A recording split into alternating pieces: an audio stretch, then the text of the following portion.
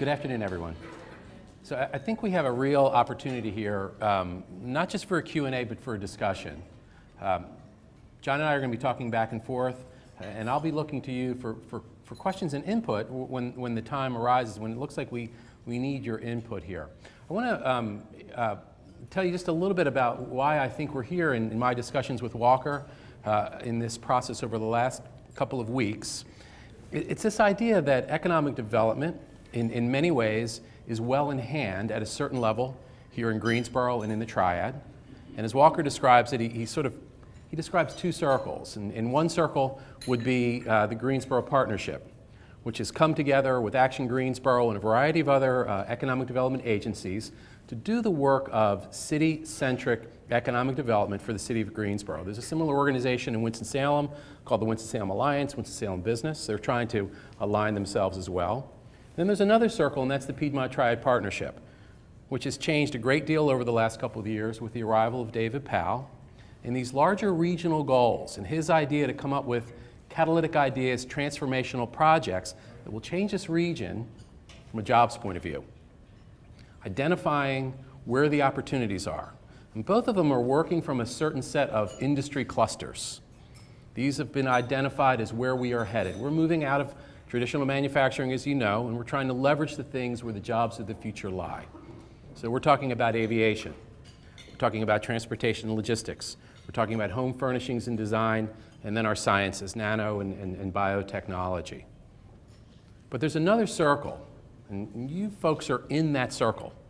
The circle actually hasn't been drawn yet, and there doesn't appear to be an overlap with these economic development circles.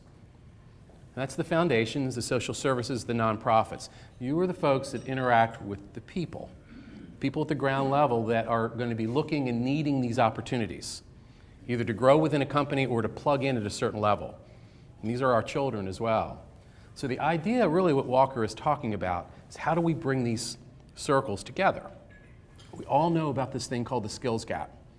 We have employers in this area right now, not only in Guilford and Forsyth County, but our rural counties as well, that cannot hire people that they need for jobs that are open because they don't have the right skills. And this in a region with 9 to 10% unemployment. So if you think we have a skills gap challenge now, we start this conversation with John, we're going to be talking about what's called jobs gap. And that's what's coming. So I want you all to take a look at a handout that you got. And John is going to explain this to you, and then we're going to start talking about methods and strategies for how to address some of these issues. But this is the point, and this is the urgency.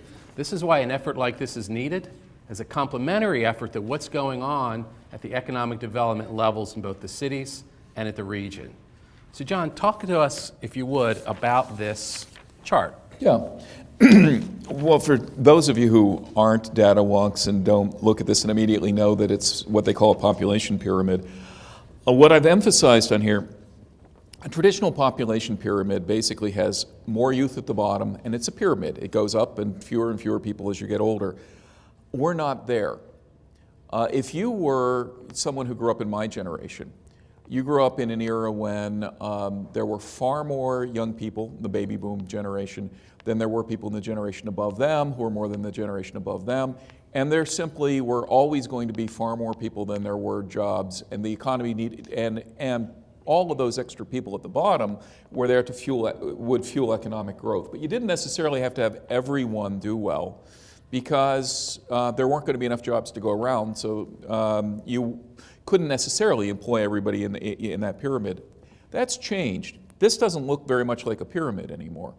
If you notice the pink shaded bars, the group at the bottom are the people who are going to be coming into the workforce in the next 20 years, and the pink shaded bar at the top are the groups of people that are going to be leaving the workforce in the next 20 years. And each of those blue and yellow bars is a 5-year age group. So it's the top one in the pink bar is those who are 60 to 64. So if you look at that 60 to 64-year-old age group is a little bit bigger than that 15 to 19-year-old age group. But after that, things change. The next group down are about the same size. The next 5 years after that, you've got more people retiring than you have growing up through your community and entering the workforce. What that means is that we are, even though we're in a recession now, and we have high unemployment rates now, we can absolutely see that we are going to have a shortage of workers that's going to begin after this recession begins to ease, and that's going to be driven by the fact that we don't have enough youth coming up in our society to replace the workers that are going to be retiring. That is going to fundamentally change everything. One of the things it's going to mean is for an economy to continue to prosper, generally it has to grow. They can grow in two ways. You get more people in jobs, and which isn't going to happen with this scenario. You're limited in the number of people you have to move into jobs, or the people who are in the jobs can be in better jobs. And if you continue with the traditional strategies that say some people are just going to be left behind, you're not simply going to have enough jobs for the people for the jobs in your economy. Huge, huge upcoming issue. It's going to fundamentally change the way everything works in American communities. This is true here. In the place in the Great Plains where I worked on this for 20 years, we were 20 years ahead on this curve. We were seeing the same situation you're going to be seeing over the next 20 years, beginning in the 90s. And it literally and fundamentally changed everything in terms of the way that we had to do the work in the communities. So one of the many reasons that John has been invited here is to talk about that experience and talk about being ahead of that curve for a variety of demographic reasons, facing these challenges in the early 1990s in central Wisconsin. So tell us about where you were then, the job you had then, and lay out the scenario. Sure. In 1986, we had double-digit unemployment rates in west central Minnesota, where I worked. We had families leaving because there weren't economic opportunities, and we started focusing, like most economic development efforts do, on job creation. The 90 census numbers came out, and we looked at them to say, what could they tell us about what was going to happen in the future? And in 92, when those numbers came out, we were in a recession. The whole country was in a relatively mild recession. We had come out of the double-digit unemployment, and we were thinking, oh, we need to create more jobs. We're going to have issues with enough jobs for our people. But what the census numbers told us then, which they're telling you is going to happen here, is that the situation was changing. That when that recession broke, our issue wasn't going to be that we didn't have enough jobs. It was going to be that we didn't have enough workers. And that we weren't, and because you can pretty much tell where your workers are coming from. Unless you have substantial amounts of immigration, adding new workers to your community, the workers of tomorrow are the kids of today. So you can pretty much predict going out 20 years who's going to be entering the workforce in your community. So we realized we weren't going to have enough workers for the jobs, and so we needed absolutely every single child in that region to move up into the workforce prepared to accept a job in the area. We couldn't afford to leave anybody behind. And that's the situation you're facing going forward here. So when you talk about we saw this. Who's at the table? Who is coming to this agreement, coming to this consensus? Well, the organization I worked for was the driving organization in it, but it was a very broad-based partnership of organizations around the region. My organization was part community foundation, part CDFI, and part regional planning organization. We wore three very unusual hats, and so we were pretty well positioned to set the table to bring people together. But the people we brought together included our business leaders, the manufacturers that were already seeing the kinds of spot labor shortages in skilled labor areas that you're seeing, the community leaders, the civic leaders, the people who were engaged at the community level in economic development. So it was a very broad-based partnership initially. What we discovered as we got into that partnership was that there was another element that we needed to make this thing work, and that's that we needed to bring in the people who were providing the sorts of supports and services that helped families do better. Because the skill training alone wasn't enough to advance all of the families in our region so that all of the adults that were growing up in our region or that were already in our region could be productive workers in our workforce that we needed. All right, so hold on that for a second. So what I want you to do is help us understand the size of the region, and a little bit demographically, educational attainment, and what kind of jobs did you have and were you looking to fill? Okay. In 1986, we had about 195,000 people. We were trending sharply downward. We were expected today to be at about 175,000 people. We had a metropolitan area that bordered the region that we had part of, the Fargo-Moorhead metropolitan area. On the North Dakota side, there you probably another 200,000 people. 8,500 square miles, so a big area, about the size of New Jersey. The economic base had been very heavily dependent on agriculture for many years. There was a significant but not huge manufacturing base in the region. No Fortune 500 presence in the region at all, except for some of the big box retailers. And so it was mostly small to medium sized companies. Nobody with over 500 workers except for a healthcare institution or two and an educational institution or two in the region. So it's basically small to mid-sized companies that made up the economic base. So I want to play devil's advocate a little bit and say that we're a very different region than that. We're a lot bigger. Yes. In many ways, we're a lot more advanced. We do have larger companies. We do have a handful of Fortune 500 companies. And we do have organizations and agencies that have been thinking about these issues and problems for some period of time. Got thrown off track in the last several years with the recession, and are now saying, okay, we need to refocus. What is the overlap between what you were doing and learning in central Minnesota and where we are now in the Triad? Where is it that we can connect these two? Well, what isn't happening in very many places in America, and which I think is beginning to happen here in some people's consciousness, but it hasn't really gelled from my understanding, and you can fill me in to the extent that it has, is this connection between the demographic future that we know is coming, where instead of being an issue of creating jobs as being the absolutely driving thing to improve your economy, to a situation where there are going to be endemic and long-term shortage of workers. And so the strategies and the tactics we employ to deal with that in our area are very transferable to your area. The second piece here, the Fortune 500 companies are great, and industrial recruitment is an absolutely necessary part of the mix when you're trying to do economic development for a region. But 98% of all the jobs in America are created by companies with fewer than 500 workers. And so one of the things about our strategy in West Central Minnesota that most of the economic development efforts in America are focused on recruiting companies to regions and are focused on the big wins. And if 98% of your new job creation is coming from the smaller companies, then it changes your focus a little bit to think about, can we focus more of our resources in the area where that true job growth, rather than simply job relocation, is likely to come. In addition, those smaller companies tend to be locally owned. So if you're recruiting someone to your area, somebody else can recruit them hard too.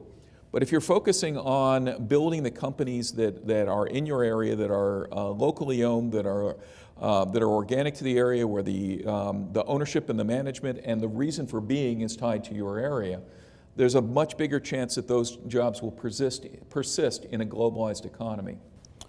So we have a situation here where, in some ways, you've described our economic development strategy, and the primary focus is a lot of emphasis is on recruitment. And we've had a good deal of success with that in the recent past.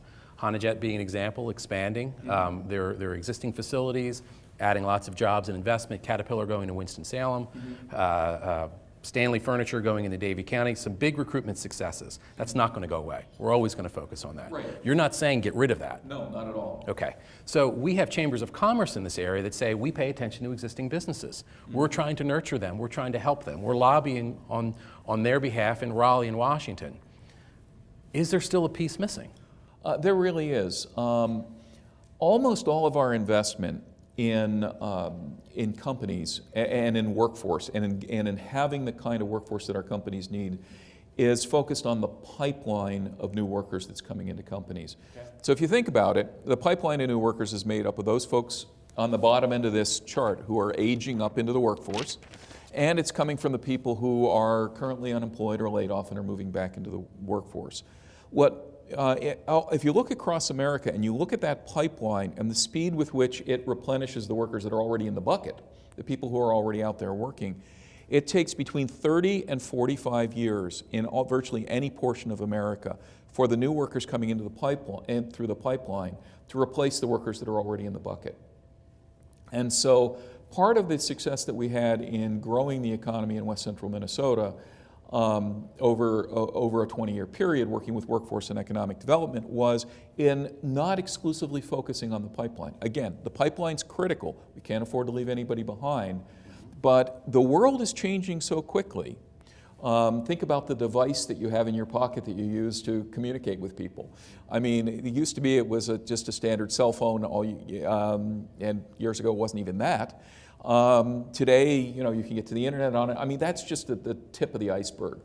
Changes are happening very quickly. Industrial processes are changing. The way that we do things are changing. Even in very traditional industries like healthcare, the amount that technology is changing, the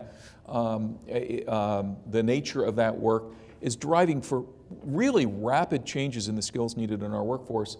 If we rely exclusively on the pipeline, and we don't focus also on advancing the workers you already have in the bucket, we're never going to be able to keep up. We're never going to be able to compete. Whose responsibility is that? Well, and that's the thing. Our system hasn't set up a responsibility for that. We don't have we don't assume public responsibility for the workers in the bucket. Government looks at business and says, they're your workers, they're your responsibility. Business looks at government and says, you're not giving us the workers with the skills we need. We can't get enough workers with the skills we need. And you sort of have an impasse here. There are, the occasional programs, spot programs in places that work in that way. But in most communities don't have any really organized and concentrated effort to take the workers they have and incrementally increase their skills to meet the needs of their employers going forward. We think when we get that new skill, we think of recruiting a new worker, and that's a good thing. Instead of thinking about that worker who's already doing really, really well for us, they're doing great in the job they're in, and with just a little bit more training, usually somewhere between 20 and 80 hours of training, they can move up and do something that you can pay them more for, that will open a position lower in the company, and maybe open several, because if that skilled position is often the constraint on set for the company hiring for several semi-skilled and unskilled positions. So that piece is just simply not present in most places. So one of the challenges we've had in this most recent recession is in the downsizing. Beyond the downsizing is the cost cutting. One of the first things to go at a lot of our companies is training. And so there's more pressure and more demands being forced outside of their own walls, outside of their own companies, to bring higher quality workers. They can come to work ready to go because the internal training processes at a lot of companies have been eliminated. Now, again, it comes back to who does this? Does the message need to come back to our companies that they need to start implementing, reinstituting training programs, or are you talking about something different, or is it a little bit of both? It's probably a little bit of both. What we did in West Central Minnesota around this is we focused on manufacturers because if you think about traditional economic theory, which may or may not work today, traditionally there were three things that drive an economy. Extraction, like mining, agriculture, including forestry, and manufacturing. Those three things create wealth, and the rest of the economy moves it around. Now, as we get more and more productive, it takes less of those wealth-creating things to to create the economic activity that the rest of our society goes on, which is why we're moving to a service economy. But you can never get rid of those things. If you do, you don't have anybody out there creating the wealth. So we focused primarily on manufacturing, and we said, what can we do to upskill?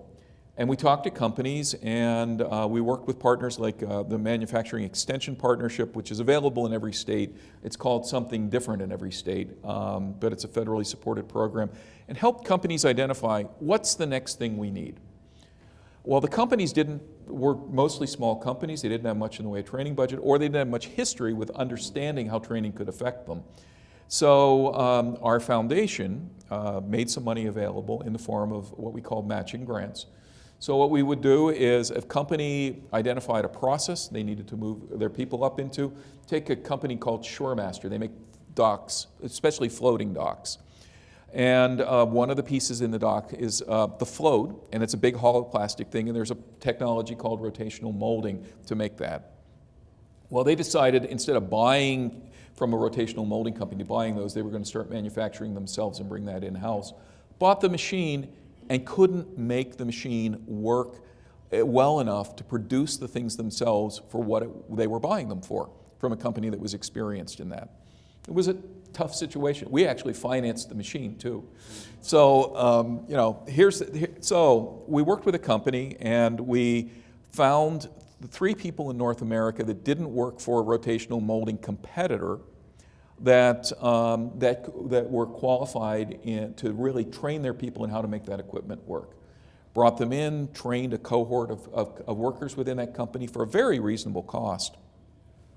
That became a very profitable part of the company's operation. Now it's a whole division of their operation, and it's one of the most profitable parts of the company.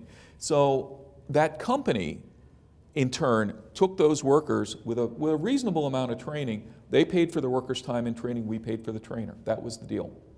And those workers are now getting paid more. The company's doing better. They've created more jobs. They've grown. So it's a win-win. Now, the companies in our region that have participated in this kind of training, and at this point, more than 60% of the manufacturing workers in West Central Minnesota have been trained at least once through this partnership. Some of them have been trained 3 or 4 times to incrementally step up and up and up in their companies. The companies in our region will no longer lay someone off unless there's no other alternative. In the 2000-2001 The philosophy recession, being what? this is our profit. I mean, this productivity of our workers, the knowledge of our workforce, is really what differentiates us and allows us as a company to maintain our profitability. It's our competitive advantage. So in the 2000-2001 recession, we had no net loss of manufacturing workers in West Central Minnesota. None. Net.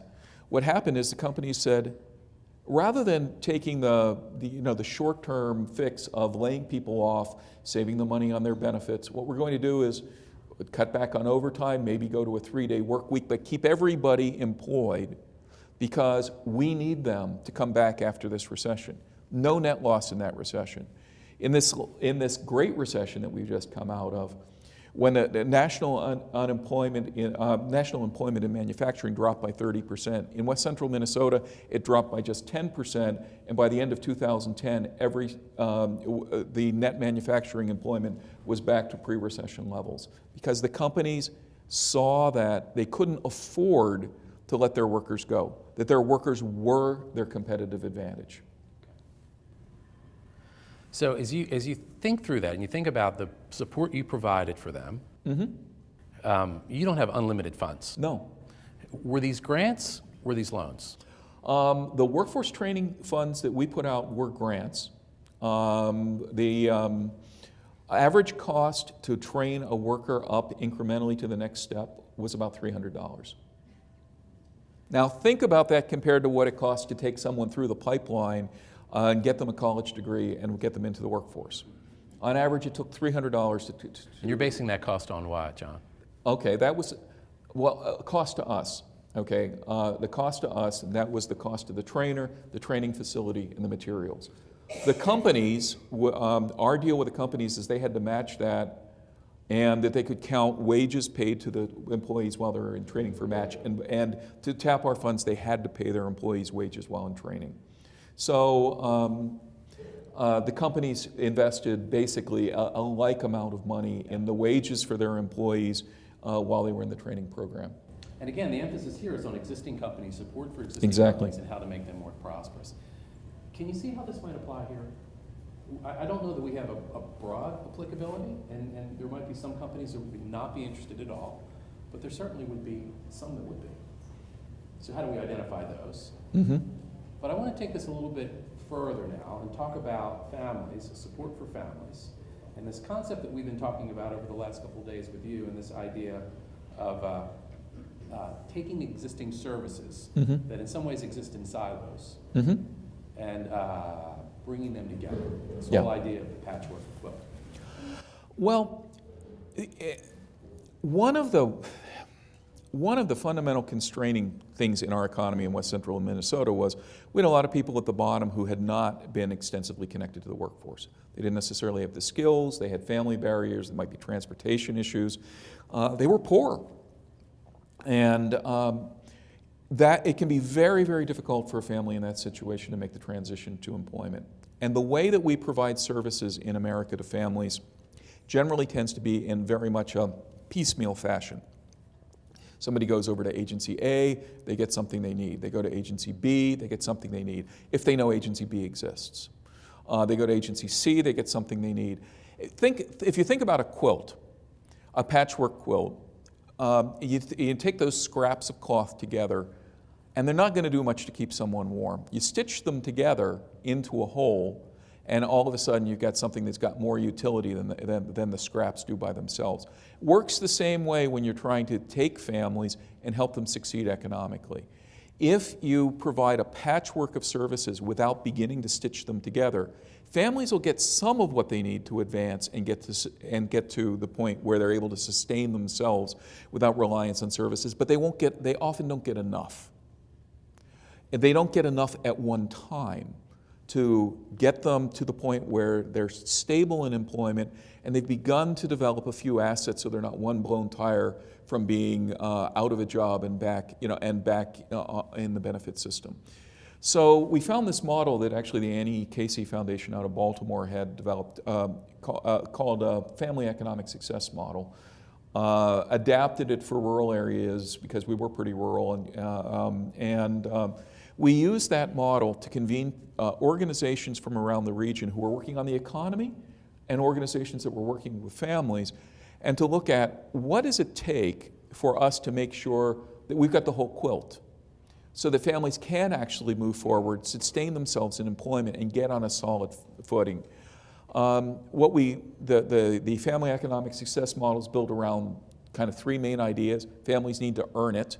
They need to have the basic skills to earn to land a job, to succeed in a job, advance in a career. They need to keep it because there are a lot of ways in which money leaks out of low-income families' pockets. Predatory lending, things like buy here, pay here car dealers that suck money out of people's pockets. There are a lot of ways that low-income people generally pay a lot more for the same goods and services than middle-class people do because of the way our economy is structured.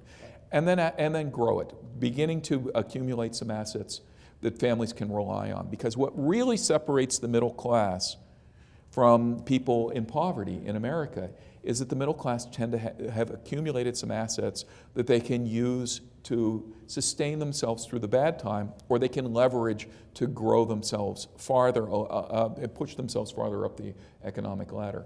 So earn it, keep it, grow it, and then quilting it together to help families learn to do that. And the patches that Yeah. come together in this quilt, these are the various social service agencies? Yes, generally they are. They're the social service agencies, but there are also some of the patches in the quilt are the economic development people. They're the workforce development people. They're the so on the one hand, you need the various services to support the families. On the other hand, you need someone paying attention to the underlying economy so that there are opportunities for the people to move into. So in this group, to this audience, it's fair to say that that's the right thing to do. Okay, it's the right thing to do because we have these families in need, and they are in need of these services. At the other end of the continuum, we have economic developers, we have business leaders and executives who need workers. So it's actually the right thing to do in a practical sense for them, particularly if this model's true, if where we're headed is not just a skills gap, but a jobs gap. So I want to bring in some folks in the audience here. And Odell, you have been running welfare work liaison for a long period of time. How does this sound to you? Does this make sense? Are you doing some of this already? Are there gaps? Justin, thank you for calling me out. What I would say, it sounds correct. One of the things that we've experienced over the 16 years is that with the success, it brings on its own share problems. Because of some of our forward thinking, we've been able to place close to 89 individual jobs this year, starting from July 1 to June 30th. However, what's happening to us, and it's not a problem, I don't want to say it the wrong way, but what's happening to us, because we accept everyone, people with criminal backgrounds, we're starting to get the reputation in the community as they care, especially with black males. They care, they're successful, they help placing us, and what I tell my board of directors that we're going to top out. If you take black males or people with criminal backgrounds out of the equation, then everything goes fine. You put them in the equation and potential employers are not willing to take that risk, then it gets to be problematic. Yeah. And that's part of the individuals you say you can't leave behind, but a lot of people don't want to deal with that population. And that population is coming back in our communities now because this is the turn of the Reagan era, tough on crime, just say no. A lot of folks got locked up. Young folks got locked up over drug things. Now, 15 to 20 years has come about, and they're coming back in the communities. Yeah. And that's problematic that a lot of people don't talk about. The second part of it is that one of the key things, Justin, is that whole digital imaging thing. We're having a lot of success, and you reported on this about a year ago, with the Cone Health Systems and Department of Social Service and everybody else. That's very successful. So you're on point. You're on point. You know what you're talking about. So Walker, you can go ahead and cut that check to John anytime you want. But John, as you hear the challenge that Odell just explained, is that something you have experience with? I mean, how do you address actually that? we do a little different population. We don't have a large African American population in West Central Minnesota, although I've worked with communities that have. But but we did have a large Native American population. Indian reservation, crime, drugs were major issues there. A lot of the same situation with folks returning. And part of what we had to do to really make those transitions work in that case was to work very closely with selected employers that were willing to take a risk and really develop particular pipelines for those folks who had those multiple barriers for whom the employer needed to take a risk in places that were lower risk for the employer, in industries where, if you could keep the person clean and drug-free, because the drug tests are getting to be an issue just about everywhere. But if you could get past that issue, say it was a manufactured home builder.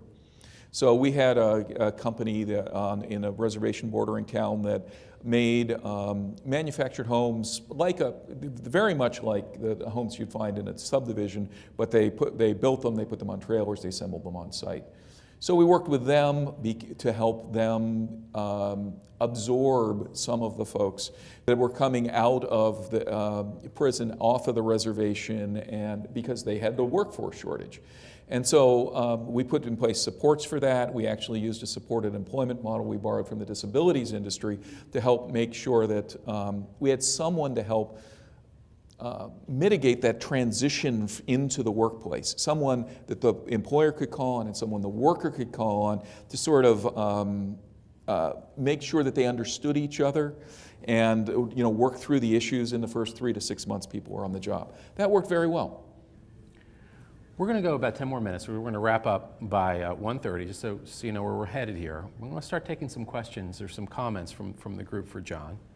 But John, tell us, when you get into this situation where you're identifying families, who you're going to stick with and support in this sort of full quilted way, How do you identify those families? How many can you run through the process at once? You can't just do one at a time. No. I mean, how's that work? Well, actually, you're absolutely right. You can't concentrate enough resources on everybody at once in order to make this model work. So what you have to do is you have to somehow identify a cohort of families that you're going to concentrate on, move them up to self-sufficiency, which frees the resources for the next cohort. That's sort of the way the model works. In our area, we looked around and said, who is providing the widest range of these things now? That has the contact with the parents and understands these supports. And in our case, it was the Community Action Agency Head Start parents that were connected enough with enough things to be the place to start. Now, in another community, it might be something different. It might be the folks in Odell's program. It might be some other community agency or service or program that people were in that had a connection to, that provided a good solid base and could do sort of the, you could call it case management, but essentially the matchmaking, making sure that the pieces of the quilt were there for each family that went through. So we started with Head Start parents in our case. And again, and then they identify the families. They sort of eliminate some of the risk and say, these are the folks we know we can work with. Right. We'll have a higher probability of success. Exactly. Okay. Questions from the audience, comments?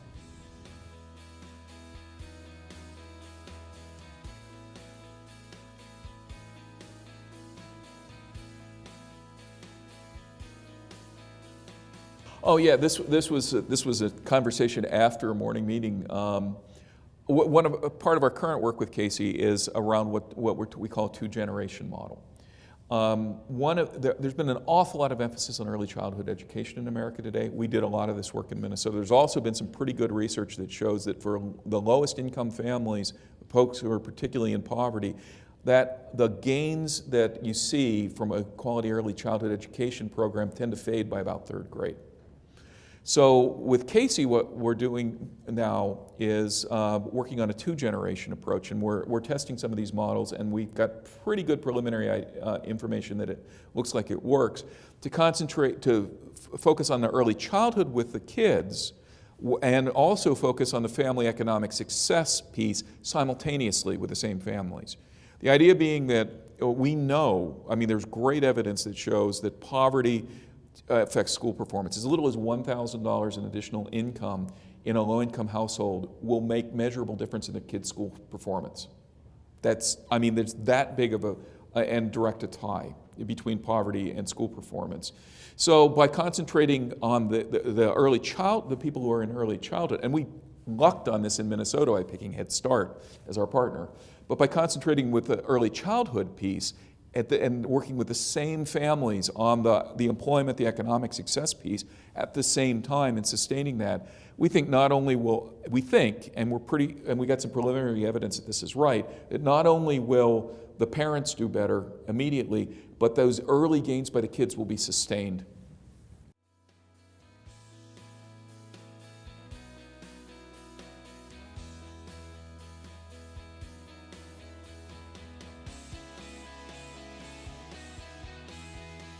It tended to work differently in different parts of our, 9 counties, an area the size of New Jersey, okay? So it's a pretty big area.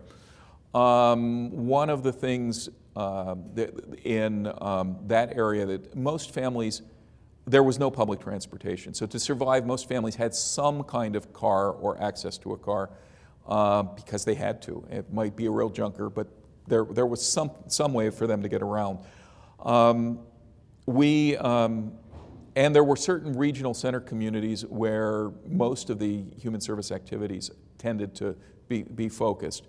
So it wasn't really that difficult since most of the services tended to occur in particular pockets of the region to bring them together in those pockets of the region, to try to do things together, to try to do things in the same site on the same days. So if you had an agency that was serving this community in this day and that one on that day, and another one doing the same thing but on different days, try to get them on the same schedule, for instance. A lot of coordination. A good coordinator is worth her weight in gold. The one thing nobody pays attention to and nobody pays for in this work is the glue to hold things together. None of the funding streams that are out there that come down in silos for this need or that need include any money to stitch that together with the next thing. So from a funder's perspective, focusing your resources on the glue is a really, really effective strategy.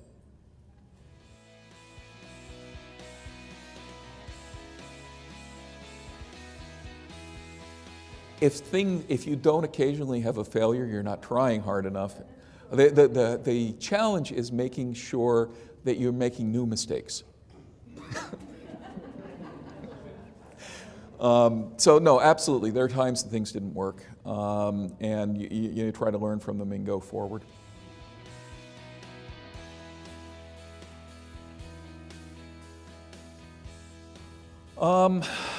Our teenage pregnancy rates were similar to the inner cities in Minnesota. So, and that's true in most rural areas in America. The teenage pregnancy rates tend to mirror those in inner cities. Our high school graduation rates were really quite good. One of the nice things that we, among the generation coming up through high school, all the school districts manipulate the numbers on those things, so it's hard to get a real accurate rate, except on the reservation, by the way, where out of every 20 kids in intergrade school, 3 graduated from high school. But for the rest of the region, we looked like we were somewhere in the 90s. Once you adjusted for all of the people trying to hide the fact that there were dropouts in their district. So that was a good thing. Overall, high school graduation rate among our adult population, though, was rather low because for many, many decades, if you were going to go into farming or go into manufacturing, you didn't need much more than an 8th grade education. So we had a lot of older workers with very low educational attainment. So if you looked at the whole pool of workforce, it looked pretty bad. If you looked out 10 to 15 years from when we began doing this, in fact, one of the strategies we thought we were going to use when we went into a really concentrated family economic success approach, and we studied the issues that before we got into them, we thought we were going to need to do a GED program. And then we realized most of the folks who really don't have a GED or a high school degree were really our older workers, and that problem was going to work its way out of the workforce over the next 10 to 15 years. And many of them were employed anyway because they had enough experience that they'd work their way into the workforce and work their way up even without that educational credential. So the graduation rates were not a huge issue for us. Poverty, with school lunches, when the more rural you got, the bigger the percentage was. We had districts that were over 90% eligible for free and reduced lunch in the more rural parts of our region. I don't think there was anywhere in our region that we weren't at least 50% eligible.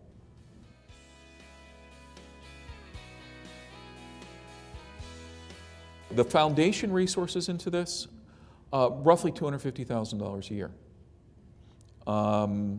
So it was not, it would not, most of the benefits came from aligning the funding streams that were already there. The foundation invested very heavily in the glue to hold it together, and those workforce training grants were very modest. When you think about $300 per worker, you can train a lot of people, with that kind of investment.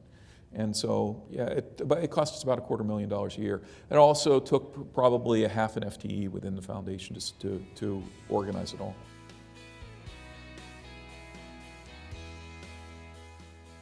We worked with our technical colleges mostly on the pipeline programs and on some customized training for businesses, although we didn't pay for the kind of customized training that a business could easily go out and buy. What we paid for with our grant program was the stuff that would have been hard to get, because that was the stuff where we thought we'd have the most impact. And frankly, once the companies began getting used to paying for training, if it was something they could go to their technical college and pay for, they began doing that more and more.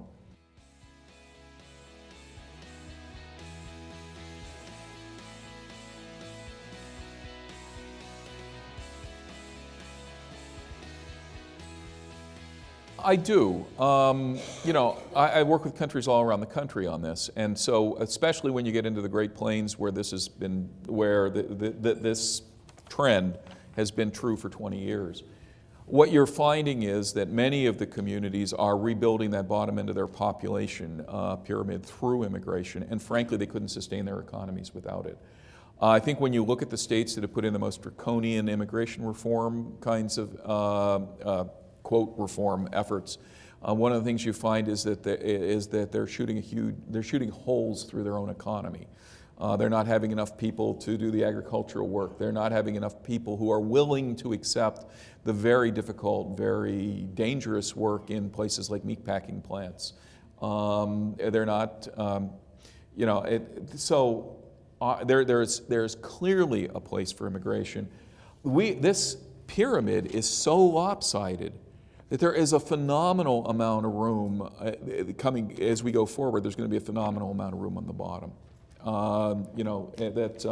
That we just simply don't have enough families of childbearing years in America having enough kids to fill. So without immigration, our economy is really, really going to be in a very bad place over the long term. Now, I absolutely understand that over the next 5 to 10 years, and as we're coming out of this recession, that there's going to be a lot of pushback because there are people who are hurting and who don't have jobs, and they see somebody coming in and taking a job and thinking, oh, that could have been my job. Well, perhaps if it was something they'd be willing to accept. Very low wage, very high, very spotty wages in many cases, often very bad working conditions. We found in West Central Minnesota in our turkey processing plant, that our low-income people would not take those jobs. We see that all across North Carolina as well. You see that all across. Sure. So, so it's, there's no particularly easy answer for this. We're actually seeing, I think, more ex-migration back to Mexico right now than we're seeing immigration from Mexico for the first time in like 20 years, as people try to find places where they've got some opportunity. But there's going to be a lot of room for immigration with this demographic. Okay. I'm going to bring Walker up to close us out here, but I want to just say that this is the beginning of this conversation. I think we probably have raised more questions than we've answered. I think we probably have answered a couple. But this is a critical piece. If you believe the demographics, and there's no reason not to, we all know we're an aging society, and we've got new opportunities coming and new industries emerging, we are going to have a job shortage very shortly in this state, in this country. And so the communities that get ahead of this and plan for it are the ones that are going to stay ahead and the ones that are going to prosper. And we have great opportunities here because we're not starting from zero. And a lot of you folks have put your time and your effort and your money into making sure we're not at zero. So this is really an opportunity to figure out where we take it and move up.